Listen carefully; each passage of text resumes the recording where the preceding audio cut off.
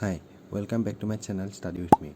In the previous video, we have learned about plasma proteins, their normal values and functions, what is serum, and what is the difference between serum and plasma.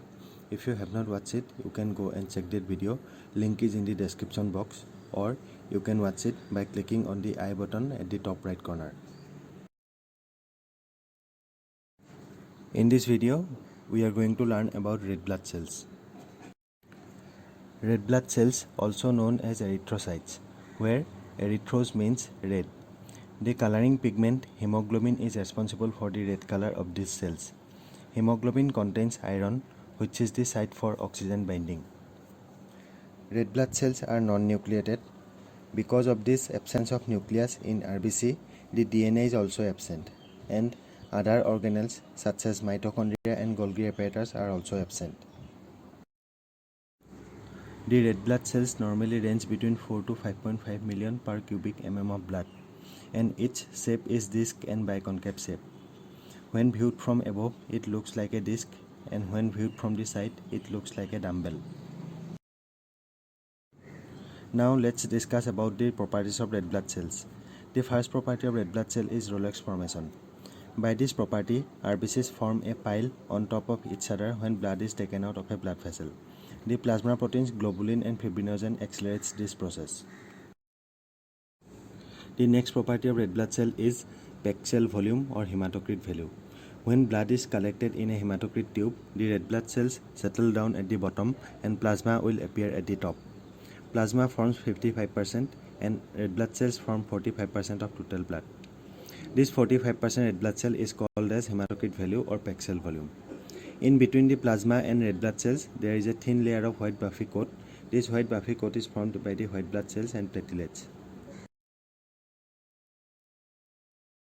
The next property of red blood cell is suspension stability.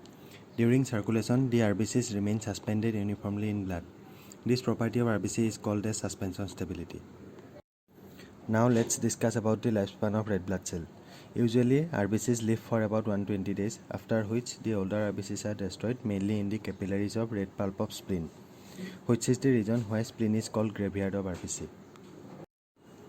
Now we shall discuss about the functions of red blood cells, and the major function being the transport of respiratory gases, that is oxygen and carbon dioxide.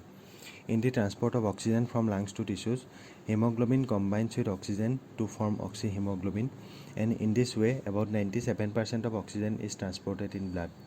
In this figure, we can see the hemoglobin molecule present in RBC. The oxygen from the lungs combine with hemoglobin to form oxyhemoglobin, from which the oxygen is then released into the tissues. In the transport of carbon dioxide from the tissues to lungs, hemoglobin combines with carbon dioxide and form carbohemoglobin, and in this way about 30% of carbon dioxide is transported in this form. The next function of red blood cell is maintenance of acid-base balance. Hemoglobin of RBC acts as a good buffer. For this, we should know what is buffer system. Buffer system is the one which acts immediately to prevent the changes in pH and maintains pH by binding with free hydrogen ion.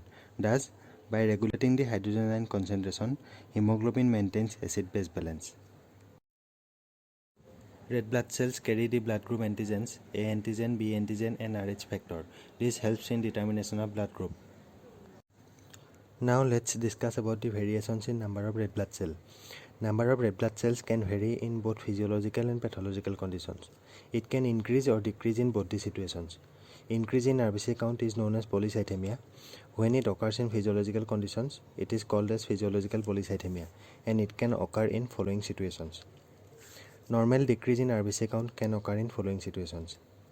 When RBC count increases in pathological conditions, it is called as pathological polycythemia. Pathological polycythemia is of two types, primary polycythemia and secondary polycythemia. Primary polycythemia can occur in malignancy. Secondary polycythemia can occur in following conditions.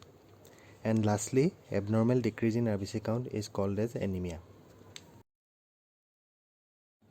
Hope you understood the contents of today's video. In the next video, we shall learn about red blood cells. Thank you.